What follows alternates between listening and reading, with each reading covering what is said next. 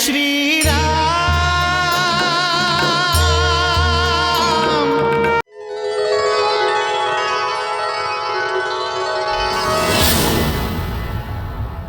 महाराज बस अब आप शांत चित्त से महारानी का ध्यान कीजिए। फिर आप जो कुछ भी महारानी के बारे में बताएंगे, आपका हर एक शब्द महारानी का सच्चा वर्णन करेगा। महाराज, मुझे पूरा विश्वास है कि आपके वर्णन मात्र से ही मैं माता को यहां इस सोने में साक्षात उतार दूंगा। सीता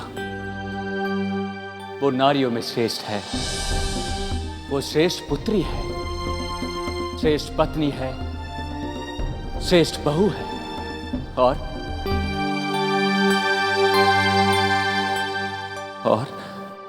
और बताइए ना महाराज।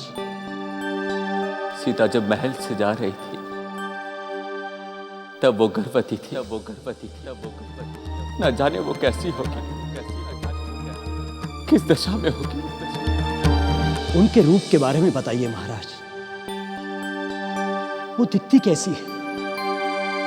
उनके नेत्र, उनका मुखमंडल, सब कुछ बताइए ना महाराज।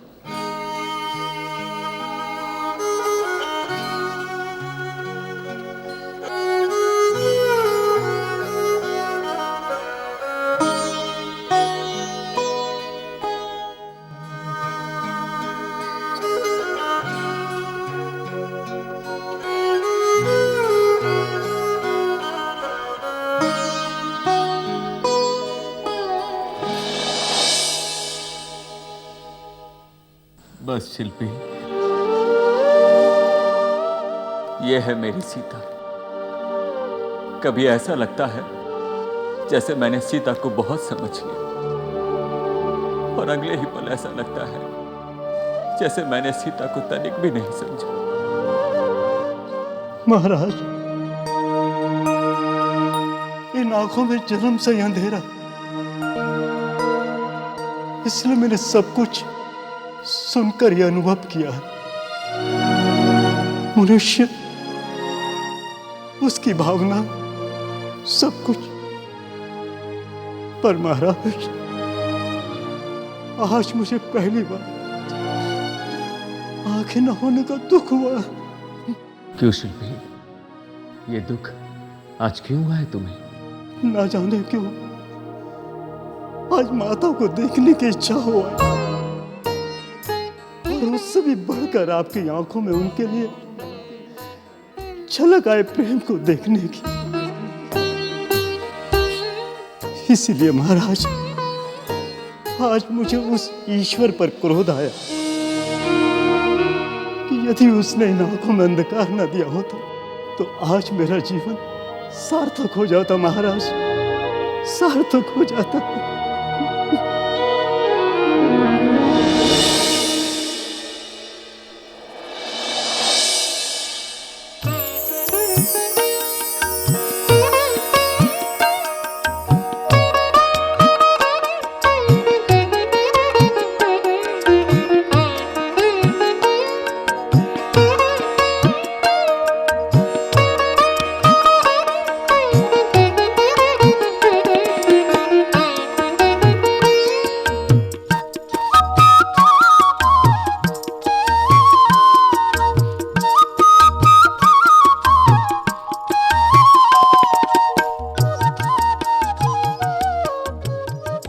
प्रणाम गुरुदेव। कल्याण हो। सभी कार्य विधिवत संपन्न हो रहे हैं ना? हाँ गुरुदेव, यज्ञ वेदिका बन गई है, अब सज्जा का कार्य चल रहा है। अति उत्तम। सारे काम समय से संपन्न हो जाने चाहिए। जी गुरुदेव। प्रणाम गुरुदेव। कल्याण हो। लक्ष्मण। जी गुरुदेव।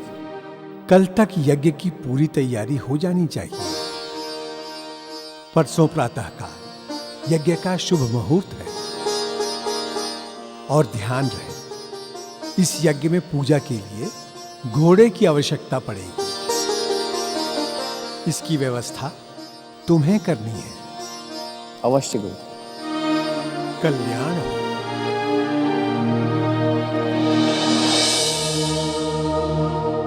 महाराज,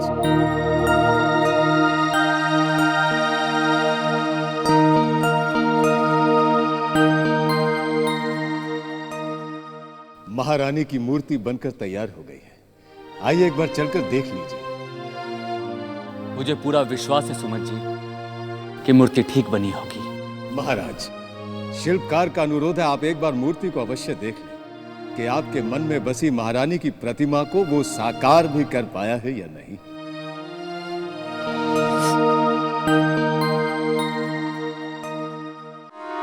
चलिए सुमन जी, मैं मूर्ति देखने अवश्य जाऊंगा। मैं शिल्पी का अनुरोध नहीं टाल सकता।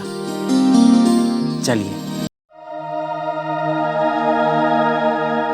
मैंने इस शिल्प कला को सीखने में अपना पूरा जीवन लगा दिया महाराज। पर महाराज, आज मुझे पहली बार लगा जैसे मेरी कला की परीक्षा हो रही है। माता की मूर्ति बनाने में मुझसे कोई भूल हो गई हो तो मैं क्षमा चाहता हूं महाराज।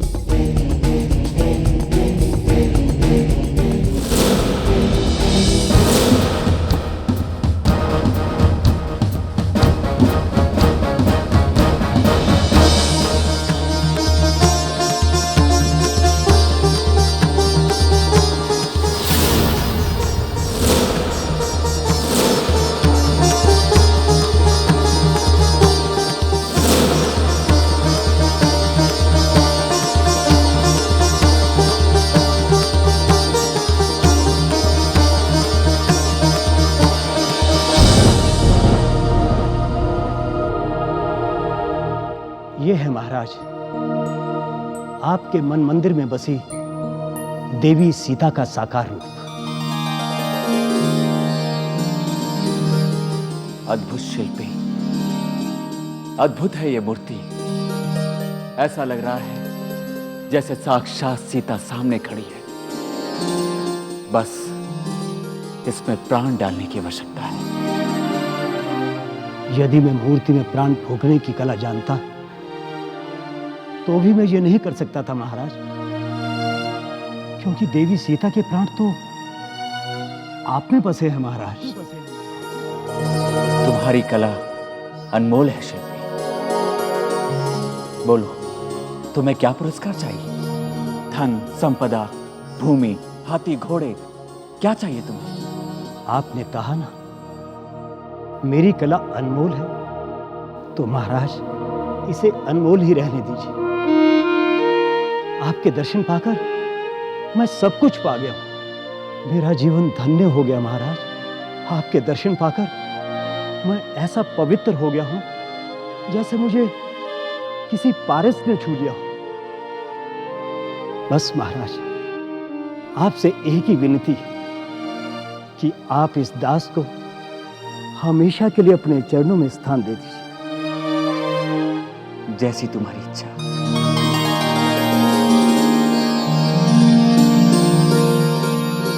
पर इस मूर्ति का ऋण मुझ पर सदा बना रहेगा।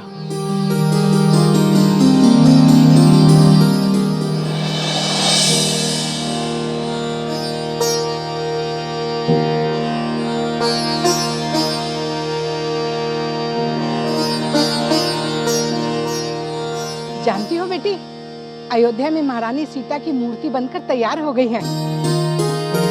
सुना है मूर्ति को देखकर बिल्कुल ऐसा लगता है जैसे साक्षात सीता ही सामने खड़ी हो। हमने तो ये भी सुना है महाराज राम ने उस मूर्तिकार को सीता के बारे में अपने मन की बात कही।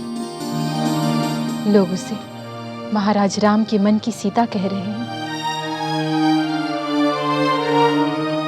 स्वामी, मुझे इस बात की खुशी है कि मैं आपके जीवन में ना सही, आपके मन में तो बसती हूँ।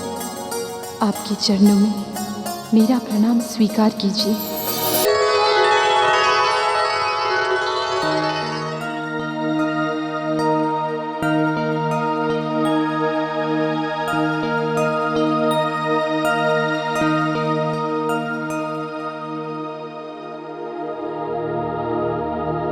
प्रणाम गुरुदेव।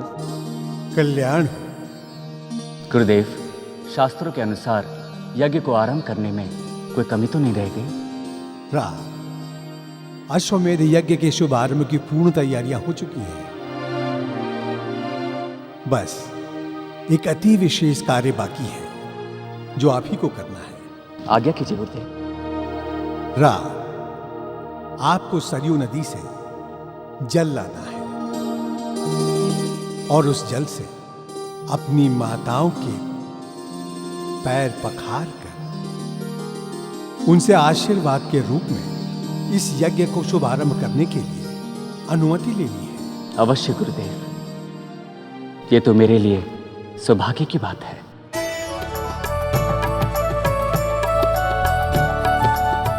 मैं दशरथ नंदन राम अपनी माताओं से ये विनती करता हूं कि मुझे अश्वमेध यज्ञ करने की अनुमति दें।